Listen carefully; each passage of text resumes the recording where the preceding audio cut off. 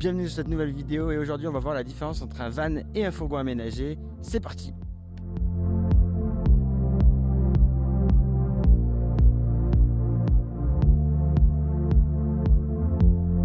Laissez-moi vous présenter mon activité de roadbook planner Adelante. Je personnalise votre roadbook que tu recevras dans ta boîte aux lettres si tu fais du van, de la moto ou même avec ton sac à dos.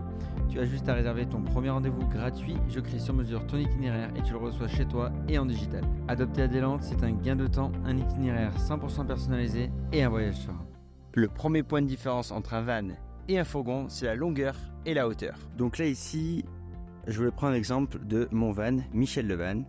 Donc vous voyez qu'il n'est pas très long en tout cas, puisque c'est un Renault Trafic, un L1 H1, et il rentre sur n'importe quelle place de parking comme une voiture traditionnelle. Et ça, c'est un avantage par rapport au fourgon. Je vais aller vous montrer le fourgon qui est juste derrière et je vais vous montrer sa longueur. Et là, vous avez un fourgon, donc comme ça on voit bien la différence entre le van et le fourgon. Vous voyez qu'il est quand même plus long, même si celui-là, ça reste un Master version XS qui n'est pas très long. Ça reste quand même plus long que le van, donc Michel le van. Et on voit bien la différence, déjà la première différence entre un van et un fourgon, c'est déjà sa longueur. Avec ça, c'est quand même plus large, plus long. Vous allez pouvoir moins vous garer facilement sur des places traditionnelles qu'avec un simple van. Déjà, première différence. Deuxième différence, toujours dans un souci de longueur et de hauteur. Là, je suis à côté du fourgon. Si vous voyez, il reste haut. Et si je vais à côté du van, il est quand même bien moins haut.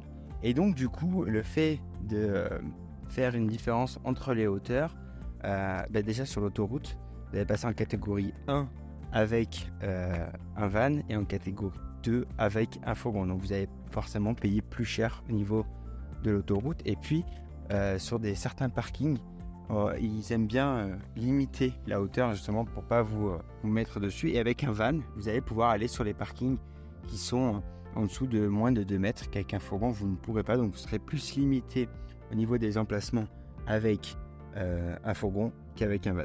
Alors que ce soit un fourgon ou un van, là je me trouve dans la cabine de pilotage, si on peut appeler ça comme ça, de mon van Michel le van.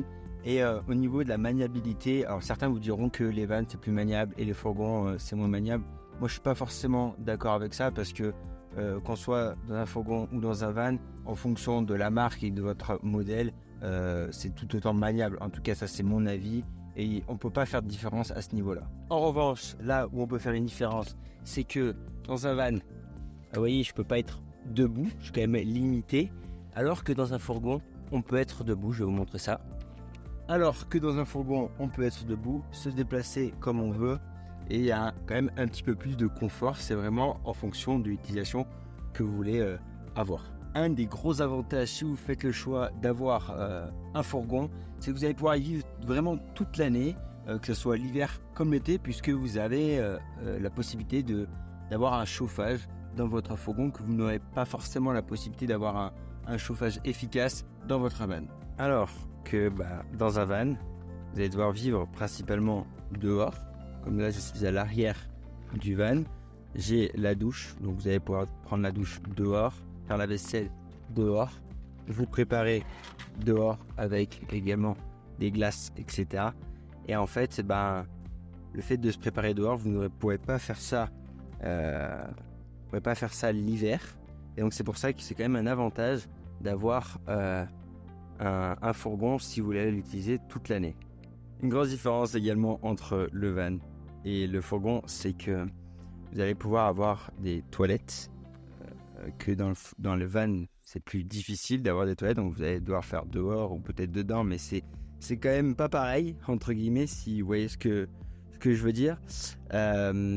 Donc sur les fourgons, vous avez le chauffage, vous avez les toilettes et puis vous avez surtout une grosse capacité d'eau et que dans un van, vous allez avoir beaucoup moins de capacité en eau, donc vous allez devoir vous arrêter quand même plus souvent sur des points pour vous ravitailler en eau. Et donc ça c'est vraiment la différence entre le van et le fourgon. Au niveau du tarif entre un van et un fourgon, c'est quand même la grande question qu'on me pose régulièrement quand j'explique la différence entre un van et un fourgon ou même un camping-car. Souvent, on pense que le fourgon coûte plus cher que le van. Alors, ça, c'est mon avis perso. Pour moi, il n'y a pas de différence entre les deux, puisque vous pouvez trouver un van très cher, vous pouvez trouver un fourgon très cher, comme vous pouvez avoir un van moins cher, pas cher du tout parce que vous l'aménagez vous-même, un fourgon vous aménagez vous-même, suivant la marque, suivant plein de choses, il y a des différences entre le fourgon et le van au niveau du prix, forcément, mais moi je vous dirai pas en tout cas, le fourgon coûte tant ou en moyenne coûte tant et le van en moyenne coûte tant, puisque il y a vraiment tous les prix. C'est vraiment alors il y a vraiment du pas cher si vous aménagez vous-même, etc. Comme il peut y avoir du très cher avec un temps d'attente qui est très long, parce que c'est quand même quelque chose qui est à la mode et donc les constructeurs se font un petit peu dépasser quand vous voulez acheter du neuf. Donc vraiment au niveau du tarif, je vous donnerai pas de moyenne ou de tranche tarifaire. En tout cas, tout ce que je peux vous dire, c'est vous avez tous les prix en pas cher comme en très cher. C'est à vous de regarder en fonction de vos besoins, en fonction de ce que vous avez envie. Et vraiment la différence, elle est là en fait. C'est qu'est-ce que vous avez besoin, quels sont vos réels besoins, et en fonction de ce questionnement-là que vous aurez réfléchi, pensé, vous pourrez justement faire le choix entre un van ou un fourgon, parce que ça a ses avantages et ses inconvénients. On se retrouve maintenant dans mon van, Michel le Van. Si vous avez des questions, des interrogations, n'hésitez pas à me les poser en commentaire ou en message privé directement, et je prendrai le temps de vous y répondre avec grand plaisir. Comme d'habitude, je vous laisse sur de beaux plans. Salut les créatifs!